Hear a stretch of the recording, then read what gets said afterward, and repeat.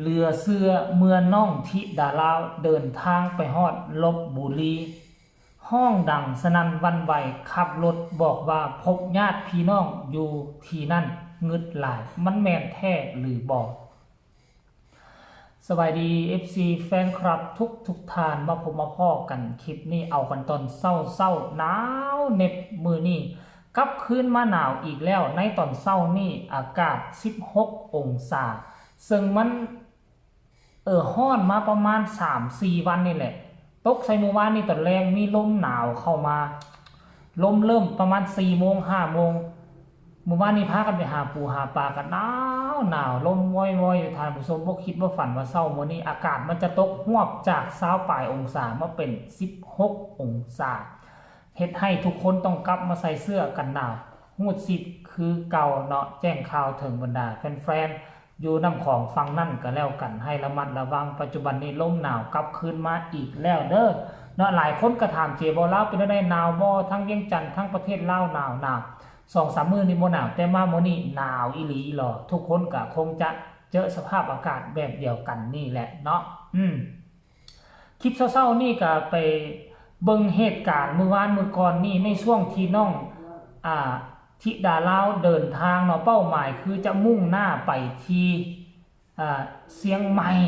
จะมุ่งหน้าไปที่เชียงใหม่แต่ว่าบังเอิญไปผ่านหลายที่หลายจังหวัดได้พักผ่อนหย่อนใจได้กินข้าวกินน้ำต่างๆนานาและสิ่งหนึ่งที่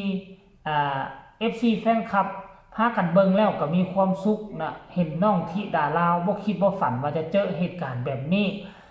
กำลังนั่งรถไปดีๆว่าท่านจะได้เข้าเมืองลพบุรีน้องธิดาลาวแนมซ้ายแนมขวาดันไปเจอว่าซั่นครอบครัวของเพิ่นก็บ่แม่นครอบครัวดอกญาติพี่น้องว่าซั่นเจอบ้านญาติพี่น้องป๊าดโธทั้งห้องทั้งถ่ายคลิปเนาะห้องแวกอยู่ในรถทั้งถ่ายคลิปแล้วก็มีคนอยู่ทั้งจังหวัดเชียงใหม่วอมาหาฮอดใส่แล้วเดี๋ยวนี้ฮอดใส่แล้วเป็นแนวใดว่าซั่นเด้ก็เจ้าเอาน่ะภาษาลาวเอิ้นว่าวอเนาะทางไก่ป้าโทห่างกันเป็น1,000 กว่ากิโลก็ใช้ได้เนาะเจบ่ลาวก็อยากได้จักเครื่องนึงเด้แนวนี้น่ะบ่จำเป็นต้องได้ใช้และโทรศัพท์เปลืองเงินเปลืองคำใช้ตัวนี้ก็แล้วโอ้ยไปหากันนี่ไก่ซำใดก็ใช้สัญญาณวิทยุเนาะท่านผู้ชมเนาะเหตุการณ์มันสิเป็นแนวใดให้ทุกคนไปชมคลิปนี้ว่ามันญาติพี่น้องธิดาลาวแท้บ่เป็นหยังน้องจึงดีอกดีใจแสดงความดีอกดีใจขนาดนี้เบิ่งคลิปนี้แล้วจังมาพ้อกันกับเจบ่ลาวในช่วงต่อไปชมพร้อมๆกันเลยไปมาถึงแล้วบ้านธิดาลาวตรงนั้นใช่ไหมวันธิดาลาวอ่ะใช่ตรงนี้เราอยู่ที่ไหนธิดาจังหวัดลพบุรีเป็นที่บ้านของลิงเลยพุ่นโอ้ภูเขาหินปูนไหลเนาะสวยมากภูเขาหินปูนนะเมืองลพบุรีมีภูเขาหินปูนเยอะมากสวยมากด้วยถึงแล้วบ้านธิดาลาวที่นี่เป็นจุดกำเนิดของลิงเหรอคะใช่ไหมคะลิงเยอะตรงนี้ลิงเยอะนี่แหละบ้านพุ่นนี่แหละบ้านของน้องธิดาลาวนะคะหลังไหนอ่ะหลังพุ่นไปสุดโอ้โหอีกว่าเพื่อนตัวเองอยู่หลังไหนสุดยอดแต่ลิงน้อยอยากมาเยี่ยมเพื่อนไหมอยากเยี่ยมเพื่อนไหมล่ะไม่เยี่ยมแล้วไม่ใช่ซกหนาวแล้วเพื่อนมันดุกัดเก่งพร้อมครบเก่งนี่แหละตอนนี้เราอยู่ที่ลพบุรีนะคะเส้นทางการเดินทางของเราจะถ่ายทุกการเคลื่อนไหวนะคะป่ามันอยู่เราเลยมีแต่ปูนนะเฮ้ยถึงลพบุรีบอกลพบุรีอยากจะพูดมาแล้วถึงลพบุรีมีของเล่นใหม่ด้วยถึงลพบุรีแล้วค่ะหนูขอพูดได้ไหมคะเห็นดาววังเนาะใช่ครับไปจังใดจะมาไหวแท้ปอดลพบุรีแล้วบ้านเกิดหนูเองจังหวัดที่ลิงเยอะที่สุด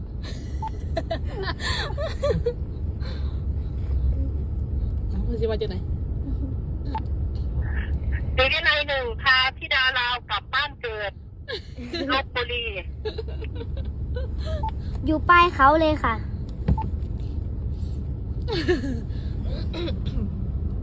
สร้างเหรียญด้วยเจอเพื่อนหรือยังคะเพื่อนมันเข้าถ้ำค่ะ พวกได้หัวเนาะของเหรียญไม้เด้อย ายเพชรถึงแก่งคอย โอ้ แก่ง เก่ง คอย คอย ไกลไหมคะจากนี้ไปแก่งคอย ไกลแล้วเนอะ ไก่อยู่เด้อ คนละทีบเหรอ แม่นคนละทีบจากเฮาเลย ได้ได้ เอานี่นะคะ ยายเพชรอยากดูไหมเดี๋ยวหนูเยิงให้ดู นี่ เมืองลบบุรีจังหวัดลบบุรี เห็นบ่ทุกคนสรุปรวมแล้วลบบุรีหรือว่าลบบูลิงเนาะลบบุรีเป็นเมืองเป็นจังหวัดที่มีลิงหลายที่สุดในประเทศไทยเนาะมันเป็นเขตภูหินปูนภูหินปูนท่านผู้ชมภูหินปูนลักษณะคือภูหินปูนภูหินนำนออยู่แข่งสวรรณเขตแล้ววันอยู่แข่งคำมวล